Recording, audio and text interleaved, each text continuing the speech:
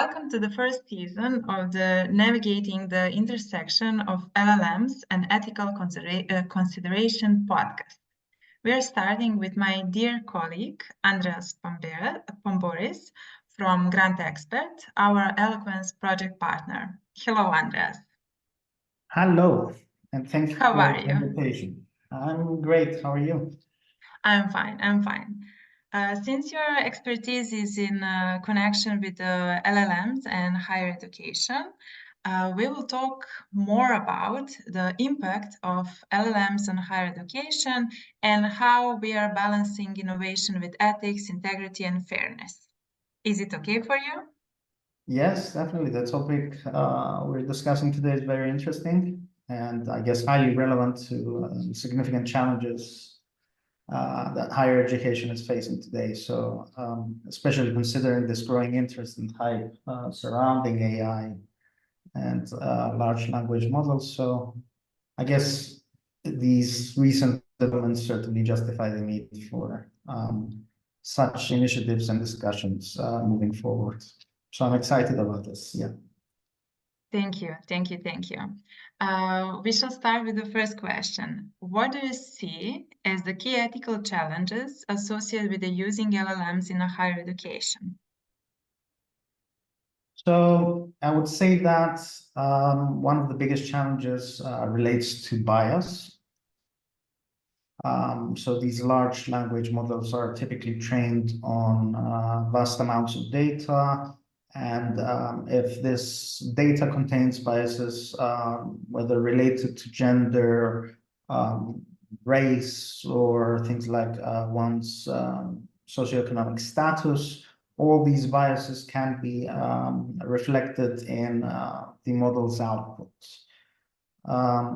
Additionally, I would say that there's a big risk of over-reliance on these large language models where students might depend too much on AI-generated answers, which potentially undermines important things like critical thinking and academic integrity at large. So what needs to be done on this front is to effectively promote ethical and beneficial use of large language models as opposed to bypassing entirely the learning process. And finally, I would say that while these new technologies do have this huge potential to democratize access to high quality learning resources like personal tutoring and generating new study materials, it also raises concerns about fairness and the digital divide. So what I mean by this is that students with things like reliable access to the internet and appropriate computing devices may benefit more, while those in under-resourced areas could be potentially left behind. So to ensure fairness, both these higher education institutions and governments must invest in making these AI-powered tools widely available, even in these less privileged communities. And perhaps this could also involve the developers into the process who could focus on say, creating lighter versions of these tools, which then could be deployed on low-tech devices and therefore made more accessible to everyone. Great. I support you about that. And in the first part of your answer, you mentioned bias as a challenge. Could LLMs help reduce bias in assessments, or might they introduce new forms of bias? Well, definitely LLMs could reduce human bias in things like grading, for example, by providing more consistent and objective feedback based on some predefined criteria, which then would lead to fairer assessment.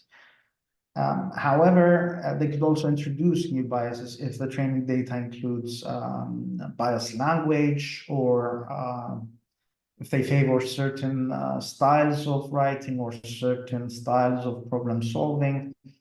For example, these models might penalize non-native speakers or students with different communication styles, which definitely shouldn't be the case. So to reduce this risk, it is essential to evaluate and reevaluate continuously all these AI-generated assessments, and ensure that a more diverse training data set is used to actually improve fairness. I understand. Academic integrity is another significant concern. How do LLMs complicate this issue?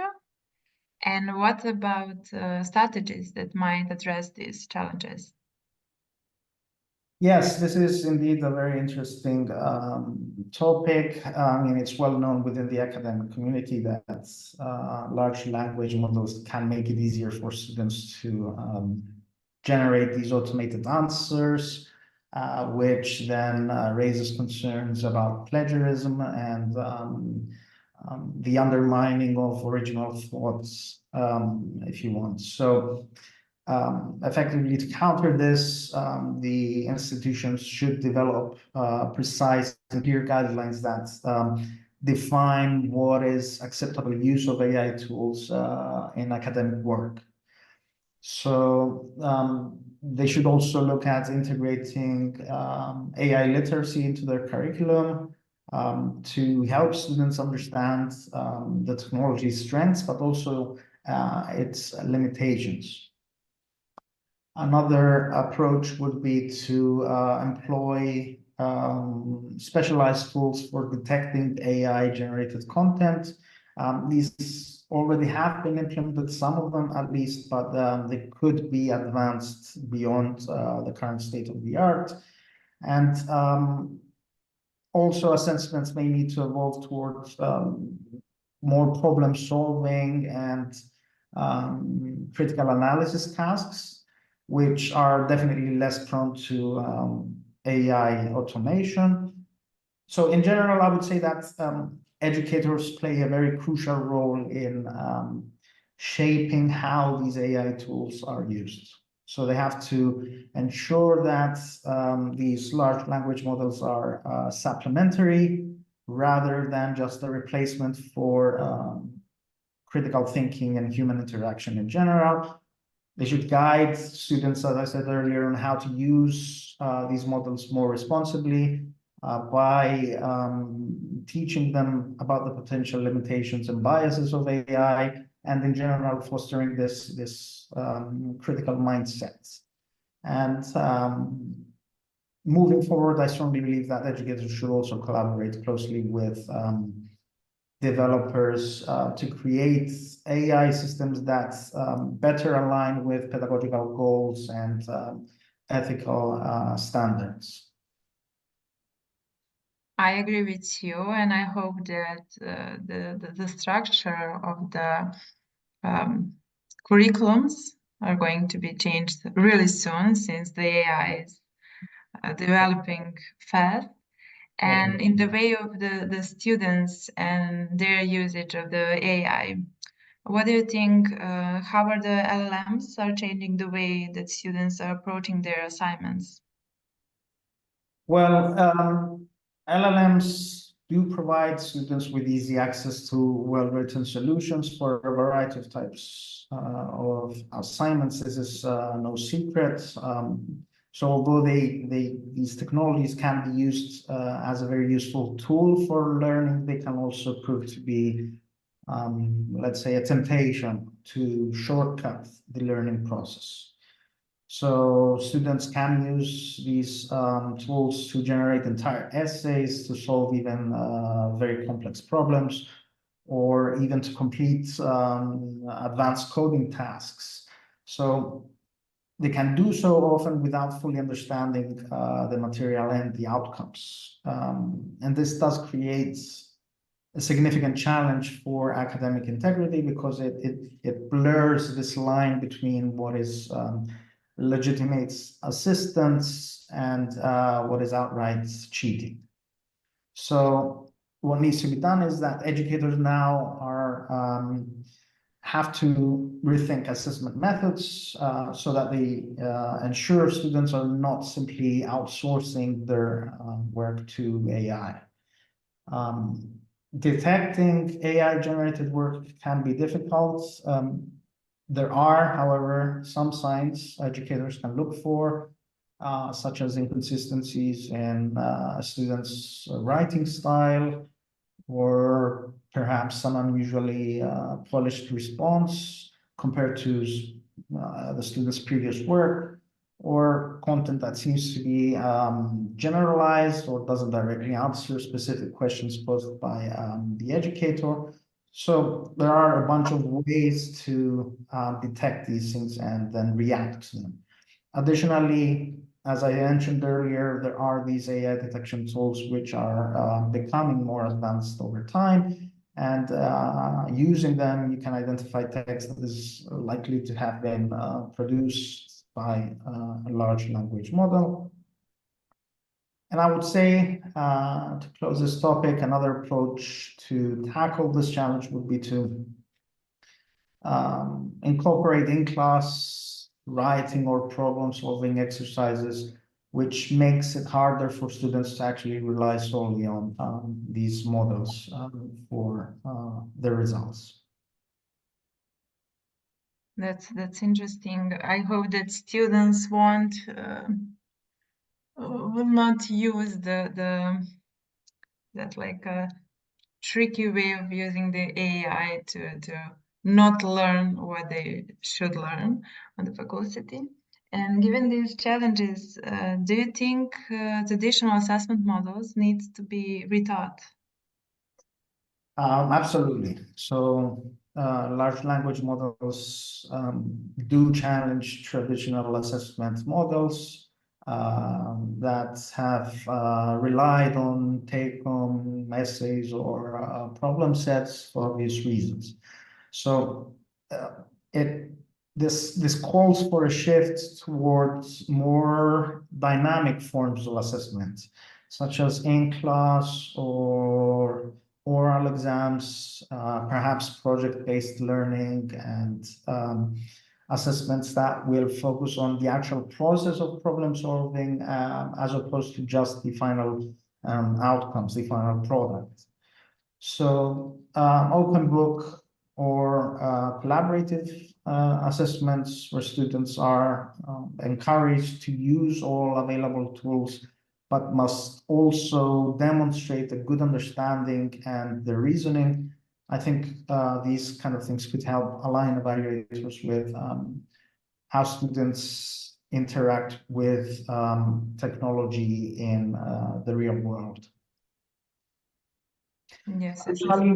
Actually, educators and institutions need to take proactive measures.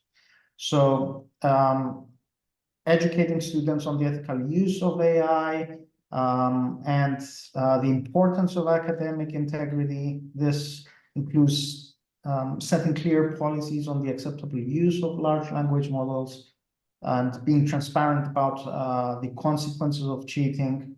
So on this front, institutions and researchers should also invest in tools that detect AI-generated content, as I mentioned earlier. Beyond prevention, assessment design should be revisited. Assessments will need to evolve to focus more on tasks that require critical thinking, they require creativity, personal insights, so skills essentially that are much harder for LLMs to replicate.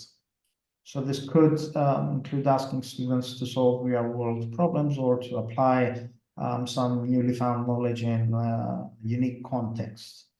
So assessment should require more interactive components, for example, peer reviews, presentations, discussions in class, where students are prompted to demonstrate their understanding on different topics and their ability to articulate their reasoning. So these approaches not only will reduce the opportunity for cheating, but they will also promote deeper learning. I understand. I have three more questions for you. Tell me, could large language models provide more equitable opportunities for personalized learning? And if so, please tell me how. Yes, I strongly believe they can offer more equitable forms of personalized learning, essentially by providing students with tailored educational content based on their unique needs and their unique learning styles. So, for instance, they can offer additional practice problems for students who are struggling, or more advanced challenges for those who are excelling. However, to maintain equity, these systems must be designed to support diverse learning preferences and not to disproportionately cater to specific groups of students.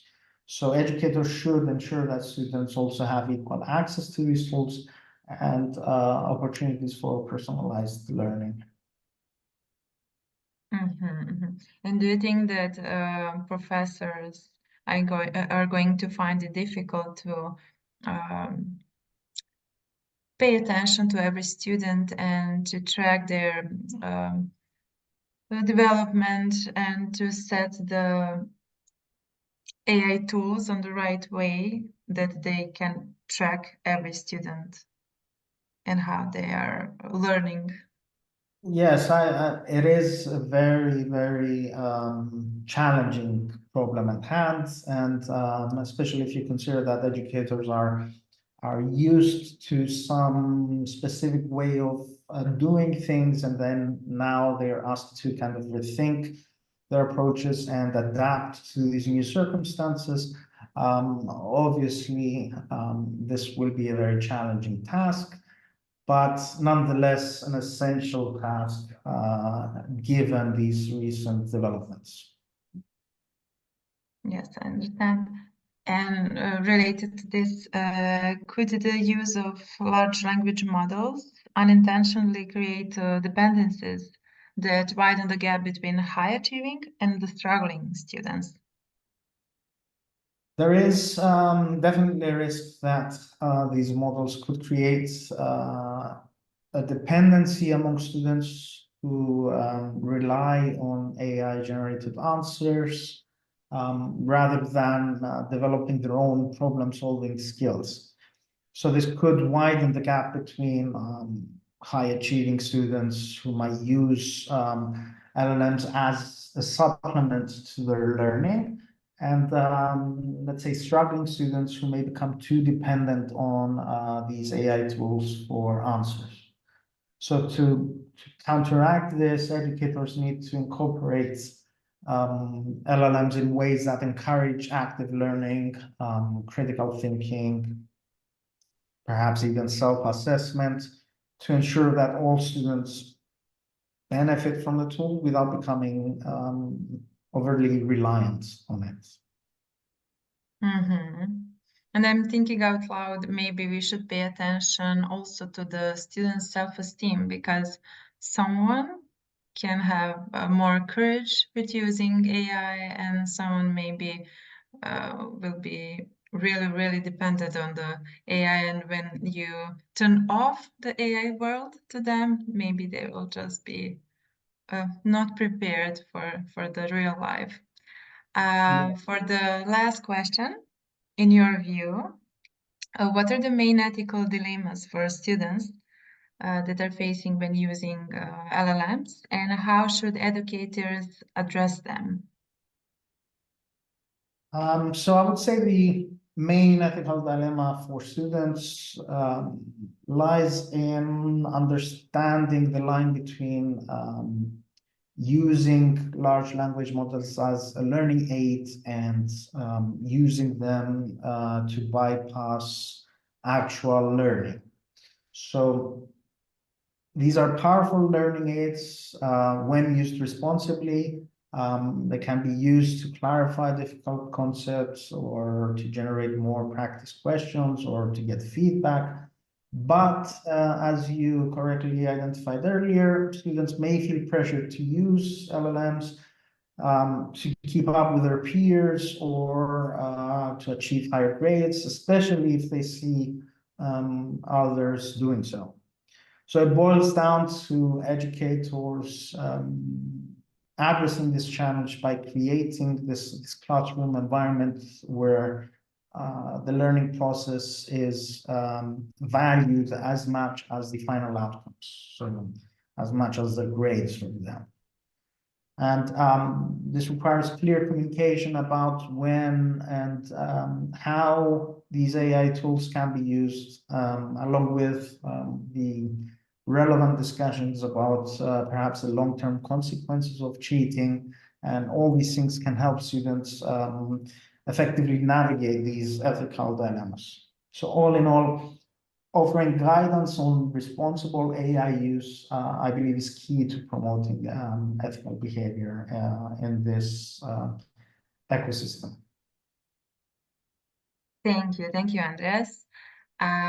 Thank you for the breaking the ice and joining the first episode of this podcast. It was my pleasure. As I said, I do believe that recent advancements in technology do warrant the need for such initiatives, and I think that such podcasts are very helpful to the entire community. I agree with you, and I hope that the audience will track us and seek for more knowledge in higher education and LLMs or in other spheres that we are using AI and large language models. Thank you once again. Thank you.